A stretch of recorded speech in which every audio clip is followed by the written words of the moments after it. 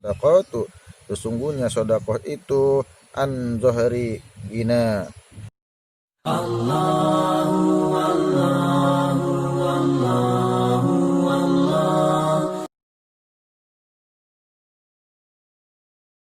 A'udzu billahi minasyaitonir rajim. Bismillahirrahmanirrahim. Assalamualaikum warahmatullahi wabarakatuh.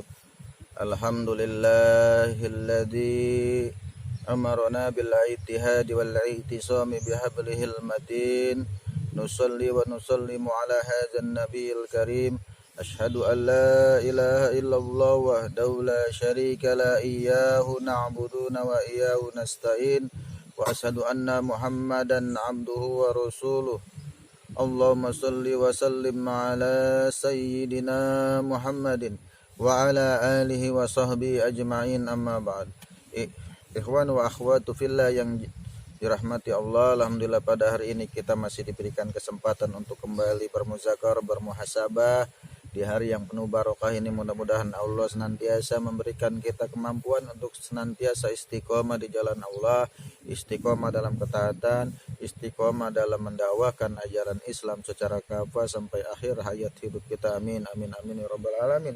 Dan kita berharap mudah-mudahan Allah menghindari kita dari segala bentuk sifat-sifat kekufuran, sifat-sifat yang membuat kita hina dan nista di akhirat kelak.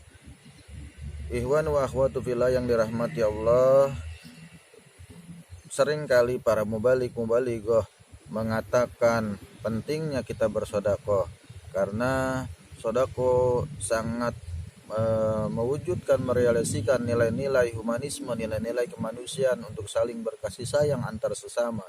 Karena pada dasarnya di dunia ini kehidupan itu tidak sejajar. Artinya dalam aspek ekonomi manusia itu memiliki tingkatan-tingkatan yang berbeda-beda.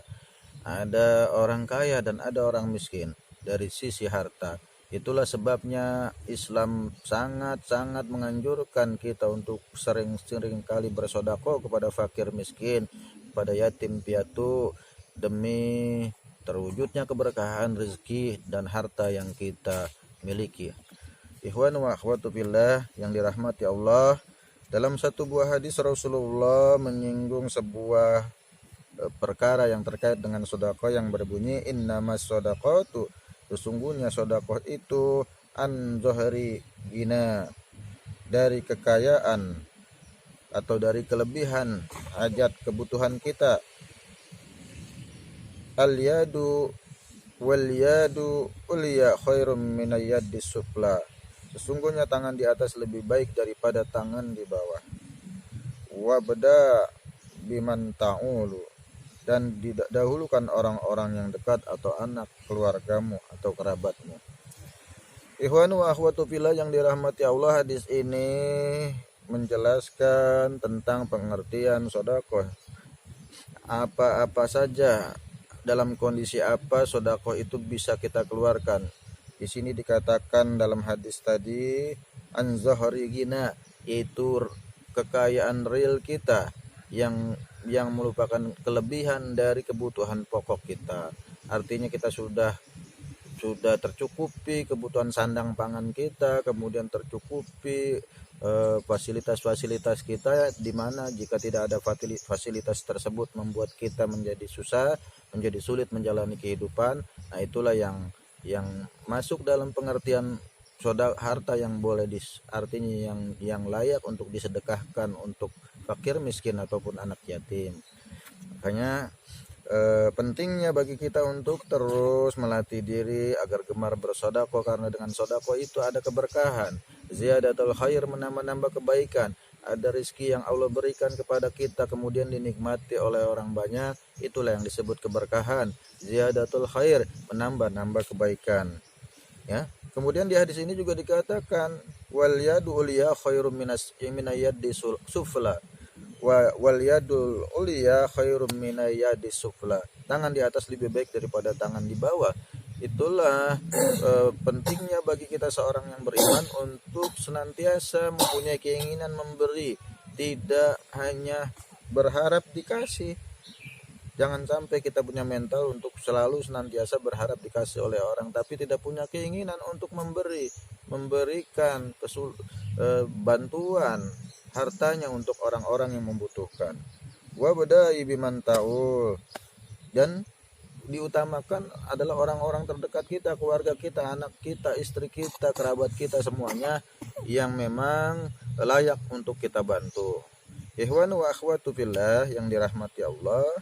Nah, sekarang diubah cara berpikirnya.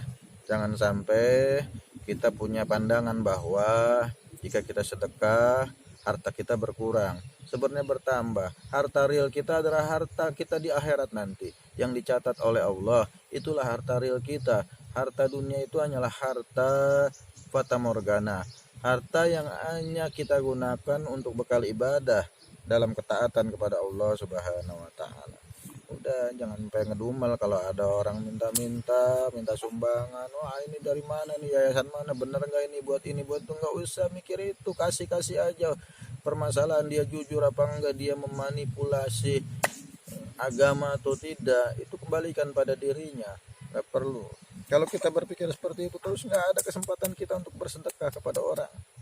Nah, walaupun memang sebaiknya kita juga harus mendidik mereka, mengajarkan mereka tentang kejujuran. Ajak tuh, kadang-kadang kalau di rumah suka ada yang bawa brosur yayasan yatim piatu lah ini. Ajak ngobrol, ajak ngopi bareng-bareng, ngobrol di rumah. Kalau perlu ajak makan, kita tanya baik-baik tinggalnya di mana. Nah, itulah pentingnya kita melakukan pendekatan. Jangan dihardik. Sono nggak ada, kalau nggak ada izin RT RW nggak ada sumbangan di sini. Nggak perlu minta sumbangan dari sini. Nauzubillah summa nauzubillah. Sikap kita harus tetap merangkul mereka. Ikhwan wa akhwatu fillah yang dirahmati Allah. Maka sikap kita terhadap orang-orang yang meminta itu, selain kita memberikan, kita juga memberikan pendidikan kepada dia, memberikan ta'dib, pelajaran agar mereka kedepannya tidak lagi meminta. Mungkin saja nanti kedepannya dia memberi.